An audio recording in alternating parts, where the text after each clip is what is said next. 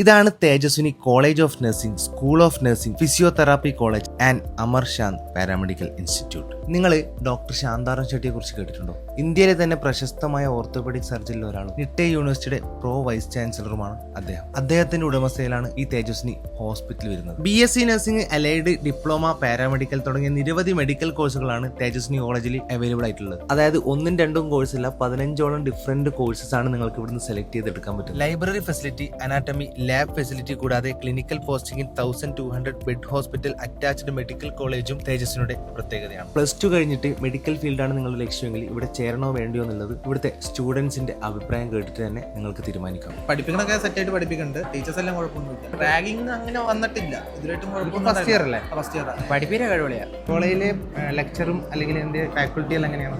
അടിപൊളിയാണ്. എല്ലാവരും നല്ല ഫ്രണ്ട്ലി ആണ്. മലയാളീസും ഉണ്ട്, കന്നഡ ടീച്ചേഴ്സ് ഉണ്ട്. എല്ലാവരും പറഞ്ഞുതരും. എന്ത് വേണമെങ്കിലും ഡൗട്ട് ഉണ്ടെങ്കിൽ വന്ന് ചോദിച്ചാൽ അവർ പറഞ്ഞുതരും. സ്ട്രിക്റ്റ് ആക്കിയിട്ട് ബുദ്ധിമുട്ടിക്കുന്ന ടീച്ചർ? ഇല്ല, അങ്ങനെ ഒരു കൂൾ മൈൻഡ് ആണോ? കൂൾ മൈൻഡാണ്. എക്സാമും കാര്യങ്ങളും വരുന്ന സമയത്ത് നിങ്ങൾക്ക് അത് മിസ്മാർ തന്നെ നമുക്ക് ക്വസ്റ്റ്യൻ പേപ്പേഴ്സ് ഒക്കെ പ്രീവിയസ് ചെയ്ത ക്വസ്റ്റ്യൻ പേപ്പേഴ്സ് ഒക്കെ കണ്ടുപിടിച്ച് അയച്ചു തരാറുണ്ട്. പേര് പേര് ആൽബർട്ട് ബിൻ, സ്ഥലം തൊടുപുഴ. താങ്ക്സ്.